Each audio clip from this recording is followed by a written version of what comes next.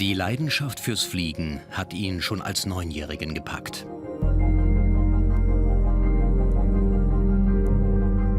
Heute ist er einer der weltbesten Gleitschirmpiloten und fliegt auf dem ganzen Globus von Erfolg zu Erfolg. Chrigel Maurer, der Adler von Adelboden.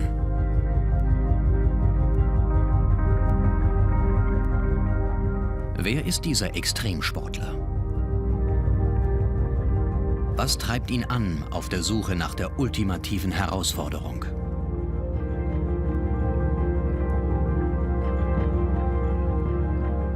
Woher kommt seine Fähigkeit, auch Misserfolge und Enttäuschungen in neue Ziele zu wandeln? Und woher kommt sein unbändiger Wille, sich immer weiter zu entwickeln?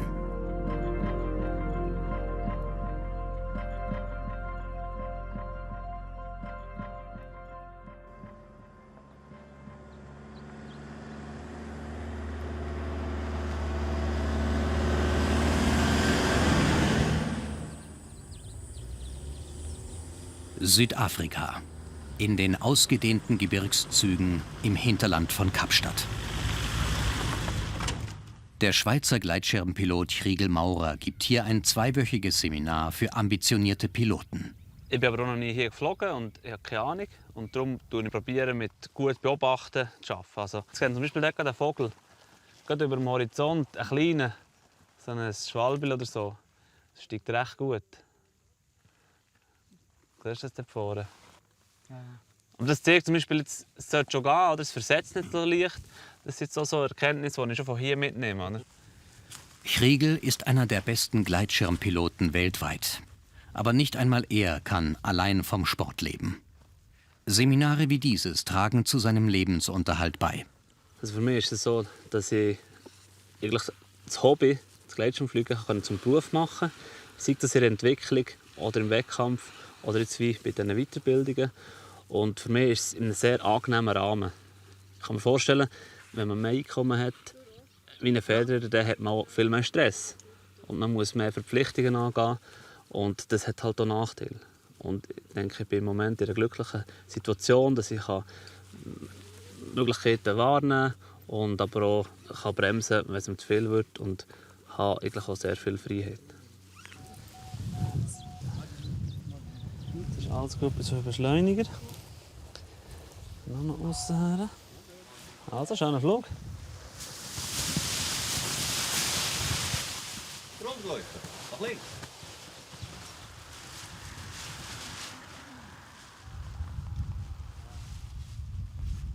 Mal gucken. Sie sollte durch die Bremse lösen. Bremse lösen! Bremse lösen, komm!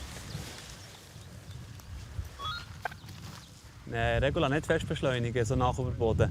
Und nachher wegfliegen vom Hang. Rechts. Ja.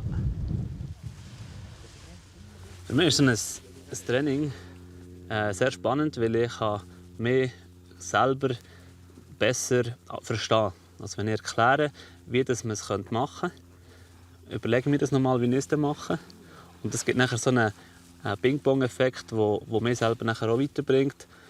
Und nicht zuletzt denke ich doch bei einem Wettkampf häufig daran, was ich den Leuten erzähle und probiere es nachher so zu machen und merke nachher, dass es durchaus Vorteile hat.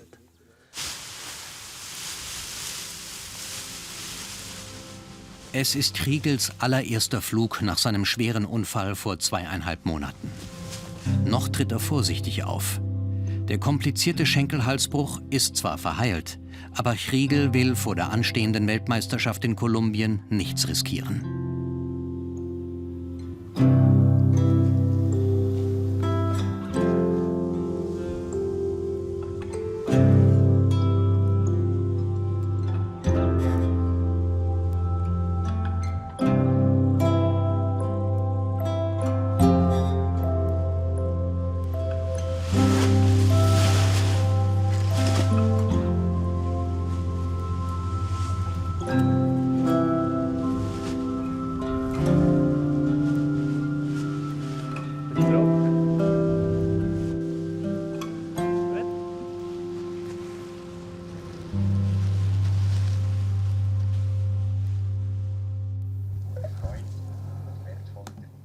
Am Abend dann via Skype ein Blitzbesuch in die Schweiz.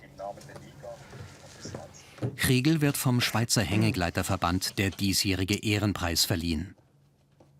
Kriegel, wir kennen uns schon recht lang. Der Titel, was bedeutet dir der SAV Ehrenpreis 2014? Ja, es hat mich recht überrascht. Nachdem ich letztes Jahr HC-Alps gewonnen habe, habe ich so ein bisschen geliebäugelt mit diesem Preis. Und dass es jetzt dieses Jahr hat gelangt, überrascht mich natürlich umso mehr. Und es freut mich. Und ich möchte herzlichen Dank sagen am SAV für die Nominierung. Merci vielmals. In diesem Jahr wir haben einiges gehört von deinem bisherigen Wirken, Kriegel. Und du hast dieses Jahr das Ziel gesetzt, sämtliche SAC-Hütten der Schweiz entsprechend zu besuchen. Das Ziel, ist das erreicht worden oder nicht? Das wisst ihr etwa schon. Nein, das haben wir nicht erreicht. Ja, für die, die es nicht wissen, bei so einer Hüttenbesuchung hatte ich nachher eine harte Landung im Wallis, im Täsch. Und hatte den Fuß gebrochen, oder das Bein. Und bin seit dem 2. September nicht mehr geflogen. Und hier in Afrika konnte ich mit den ersten Flug machen. Mittlerweile freue ich mich natürlich schon, dass ich mir richtig Gas geben in der Luft. Also beschleunigen ist kein Problem mehr. Und das ist auch hinsichtlich der Weltmeisterschaft im Januar ein gutes Zeichen. Nochmal recht herzliche Gratulation auf Südafrika!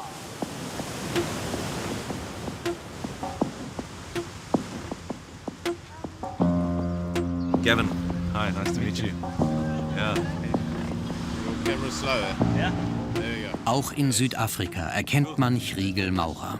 Der Gleitschirmpilot hat bisher fast sämtliche internationalen Preise gewonnen. Weltcups, Mannschaftswettkämpfe, Abenteuerrennen wie die X-Alps und X-Pir. Nur der Sieg an einer Weltmeisterschaft im Streckenflug fehlt ihm noch. Für diesen Wettkampf in Kolumbien will er sich nach seiner Rückkehr in die Schweiz ernsthaft vorbereiten. Aber zuerst genießt er noch für ein paar Tage das sommerliche Südafrika.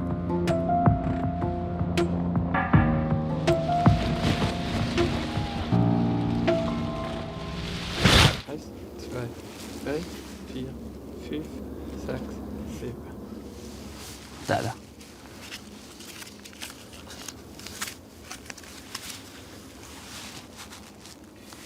Welche Fähigkeiten schätzt du an dir für die WM als besonders gut und toll und wichtig? Wo auch unbedingt dann musst springen. Ja, so komplett sein und taktisch im Moment das Richtige machen. Also eben, dass man den Schirm im Griff hat und das Ganze funktioniert, dass man überhaupt eine Chance hat, aber das haben eigentlich viele oder alle. Und dass man nachher von denen alle noch ein bisschen besser macht im Sekundenbereich. Also ich glaube, es hat mal eine Zeit gegeben, da bin ich vielleicht jünger gewesen, hatte weniger Bedenken, hatte keine Familie, wo ich es konstanter konnte.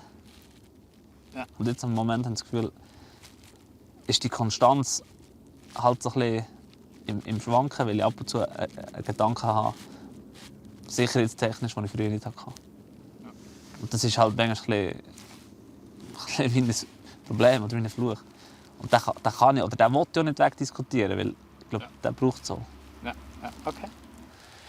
Aber vielleicht andersrum. Angenommen, die WM wäre ein Computerspiel. Und du hast so einen Held in diesem Computerspiel und kannst dann verschiedene Fähigkeiten geben. Ich glaube, Gelassenheit, aber im richtigen Moment angreifen. Und diese Schwankungen. Also es gibt Piloten, die immer angreifen. Und die stehen immer am Boden, weil sie mal zu viel riskieren und dann sportliches Risiko haben und dann am Boden stehen. Und es gibt die defensiven Piloten, aber die können ja gar nicht gewinnen. Weil es solche gibt, die aggressiver sind. Oder? Kriegel trainiert seit Jahren mit dem Sportpsychologen und Bergführer Thomas Dörriat. Vor der anstehenden WM gilt es jetzt, endlich die richtige Balance zwischen aggressivem Flugverhalten und umsichtiger Gelassenheit zu finden. Schon oft hat ihn seine Risikobereitschaft in Schwierigkeiten gebracht und ihn den Sieg gekostet. Australien bin ich jeden Tag bis zum Schluss kontrolliert mitgeflogen. Ich war der Dritte, hätte ich Weltmeister werden können. Den letzten habe ich vergeben. Bin ich 11. geworden, oder 9. Es ist... Was hättest du jetzt genau? Oh, jetzt wird spannend. Australien letzter Task. Das ist Wenn genau du das jetzt noch Gleiche, mal was wir jetzt zurückdrüllen was müsstest du dort in der Luft haben, dass du den letzten Task noch gleich fliegst? Thomas hat eine Idee. Ein rotes Klebeband an der Leine soll Chriegel im entscheidenden Moment als Erinnerungsstütze dienen. Ich würde es jetzt vielleicht so machen. Dass wir quasi in der Luft den ganzen Flug an das Gespräch erinnern, das wir jetzt hier abgemacht haben, dass ich probiere, brav zu fliegen, dass ich dir den Pokal bringe. Dass du so vor dir hast, daran denkst, Erinnerungshilfe.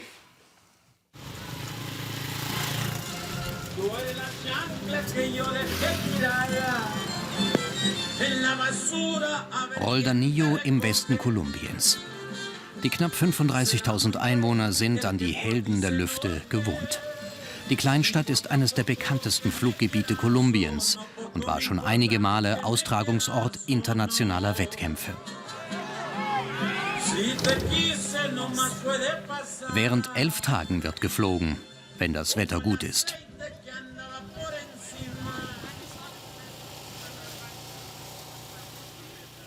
Auch Riegels 8 Jahre jüngerer Bruder Michael ist mit dabei.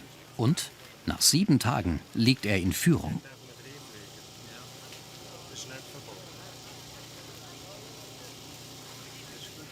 Für Chriegel ist es bisher ebenfalls gut gelaufen. Noch ist alles möglich.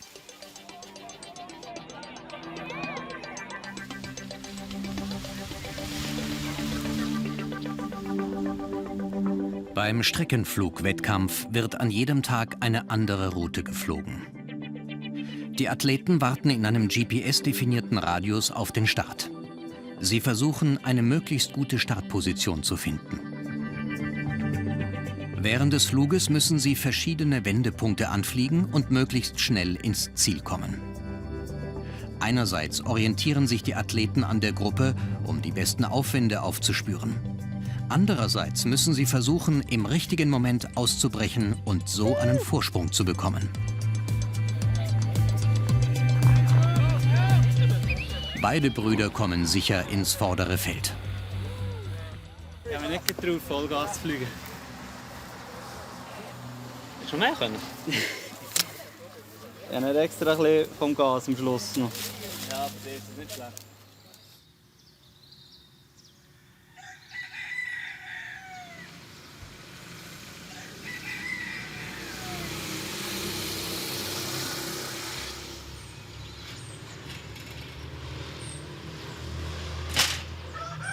Der Morgen des Wettkampftages Nummer 8. Chriegels verletzter Fuß hat den ganzen Wettbewerb hindurch gut gehalten. Und auch die Vorbereitungen mit Thomas haben sich gelohnt. Die Vorbereitung mit dem roten Kleber war wirklich sehr gut. Es hat mir eingeleuchtet und ich konnte mich auch hier dran halten, meistens. Und es hat auch so ein paar Szenen gegeben, wo es wirklich nicht mehr überschaubar war. Man musste sich für einen Weg entscheiden und ich habe 2-3 Mal die Falschlinie genommen. Und das ist nachher auch so einen Kleber nicht mehr wert. Aber es hat mir sicher schon, weil es ist darum gegangen, auszureissen und zu fliehen oder gemütlich bei der Gruppe zu bleiben, geholfen, dass ich eben daran denken konnte. Die Bauern der Gegend verbrennen die Reste der Zuckerrohrernte. Die Piloten müssen die Rauchsäulen umfliegen und dürfen nicht versuchen, die Thermik zu nutzen. Die Hitze ist unberechenbar und kann den Schirm versengen und zum Absturz bringen.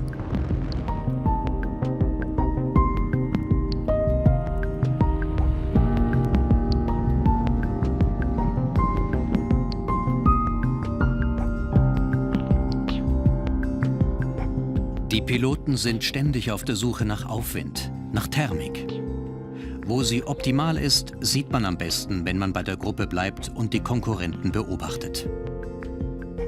Wenn man allerdings gewinnen will, muss man im richtigen Moment ein Risiko eingehen und aus dem Pulk ausreißen.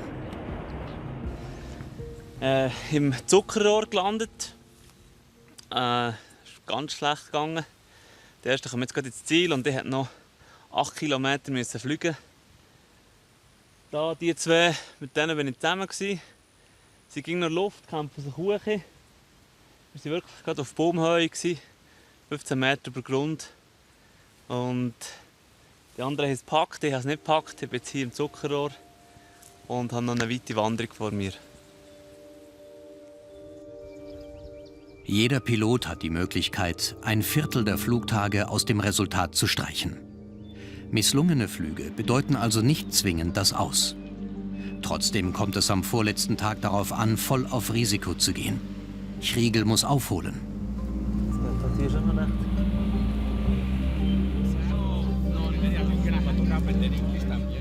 Bruder Michael liegt nach wie vor auf dem ersten Rang und muss lediglich seine Position verteidigen. Also ich denke, ich behalte meine Strategie, die ich schon bis jetzt geflogen habe. Das ist ein bisschen kontrollieren, vielleicht ein bisschen hinten drauf schwimmen, wenn möglich. Weil hier in diesem Gebiet ist es häufig so, dass man sehr schnell einmal den Anschluss verliert. Und wenn man in der grössten Gruppe ist und die kann kontrollieren kann, dann funktioniert es am besten.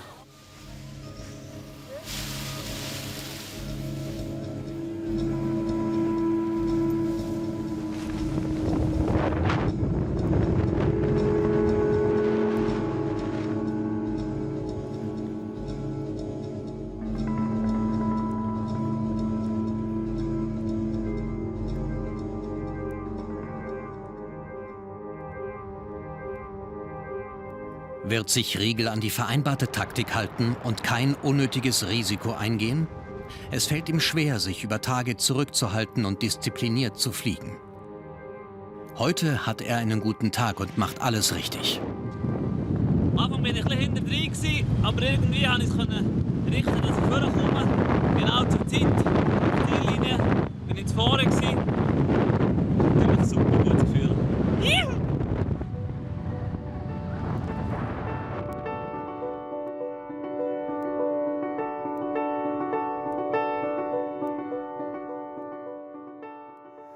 Also ich bin eigentlich recht gut positioniert. Ich habe gute Punkte, habe auch noch ein paar schlechte, die noch zählen. Und die kann ich noch ein bisschen rausstreichen. Also wenn ich morgen noch mal gewinnen würde, hätte ich sicher Chance, auf das Podest zu kommen. Und wenn die anderen schlecht sind, sogar ganz vorne. Gratuliere. Für Michael ist es heute nicht gut gelaufen. Er ist auf Rang 2 zurückgefallen. Hast du nie gehabt? Ja, den ganzen Tag. So wie du gestern. Nur ist es heute nicht so gut gestiegen. Wenn morgen alles nach Plan läuft und ich gut dabei kann sein oder sogar vorne kann sein, dann ist sicher ein erster Platz noch möglich.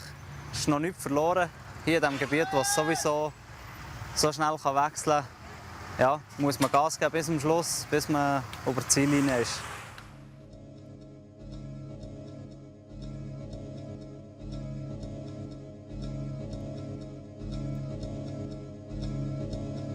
Dann ist er da. Der Tag der Entscheidung.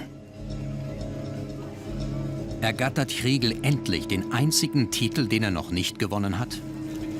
Für seinen Bruder stehen die Chancen noch besser. Es ist sehr ein langer Durchgang, was ich gesehen habe. Und die Taktik ist wie Alltag. Sauber mitfliegen und am Schluss etwas besser machen, dass man möglichst vorne dabei ist und nochmal gut punktet.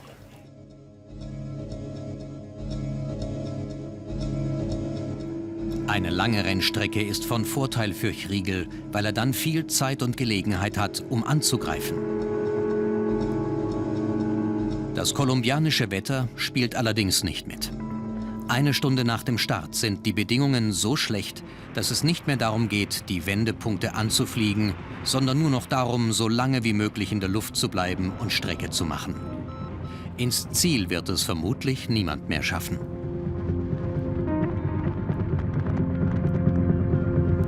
Chriegel sucht verzweifelt nach einer Stelle mit etwas Aufwind.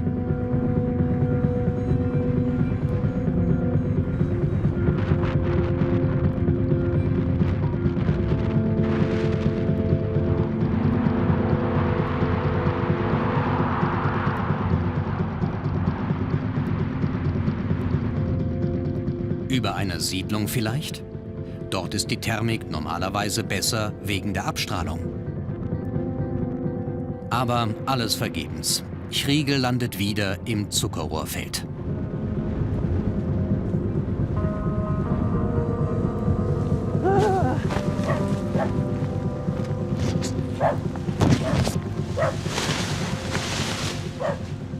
So, wir haben es endlich genommen.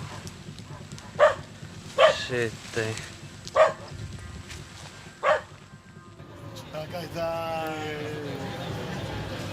Am Abend dann ein leicht geknickter Chriegel an der Siegerehrung. Das Podest hat er frustrierend knapp verpasst.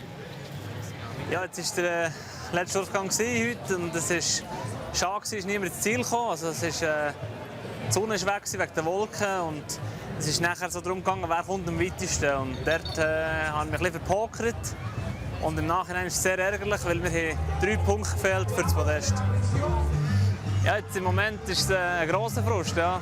Weil es, ich meine, 3 Punkte auf 6'000 Punkte, das ist jetzt nichts, oder? Und er hat es in der Hand gehabt.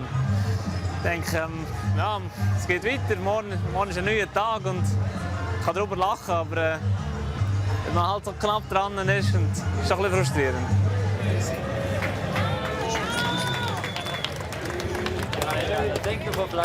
Michael hat es auf das Podest geschafft. Er hat seinen zweiten Rang vom Vortag halten können.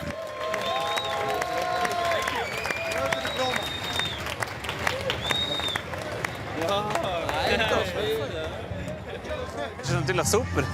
Also, er war heute Morgen schon 2, aber er hat mit dem Druck umgehen, mit dem schwierigen Wetter den Schlag kommen und dass er das verteidigen konnte, ist super. Und das mag ich ihm sehr gönnen. Er ist vor 2 Jahren hier schon Zweit geworden und ich 6. Jetzt ist 2 Jahre später, er ist 2. und ich bin 5. Also wenn wir in 2 Jahren hier sind, wird es vielleicht noch besser sein. Als Sieger der diesjährigen Weltmeisterschaft wird der Franzose Honorant Amar von der internationalen Gleitschirm-Community gefeiert.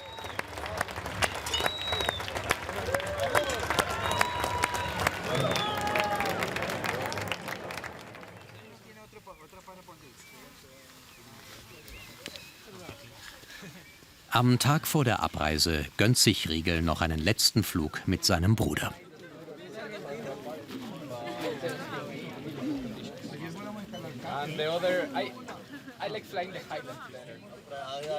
Ja, ich bin schon stolz, aber ich denke, hier hätte gerade so gut er besser können sein.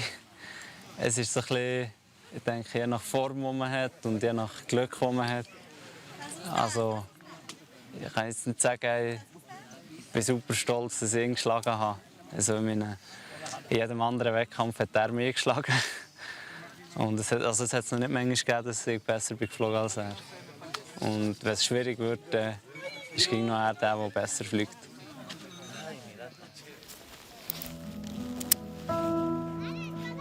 Die Brüder Maurer werden auch weiterhin ganz vorne mitfliegen.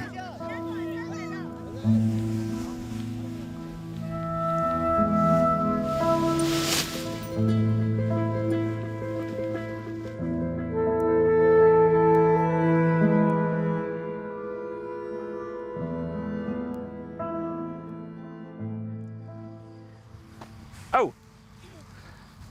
So, kannst du hier haben. Und Kriegel, der schon so viel erreicht hat, kümmert sich darum, dass auch der Nachwuchs den Traum vom Fliegen weiterträumt. Willst du gerade starten? Ja. So.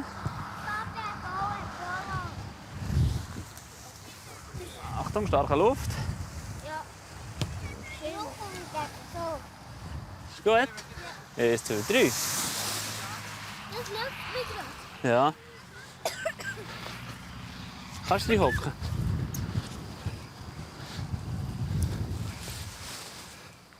Kannst du ein bisschen bremsen? Links, links. Lösen. Gut.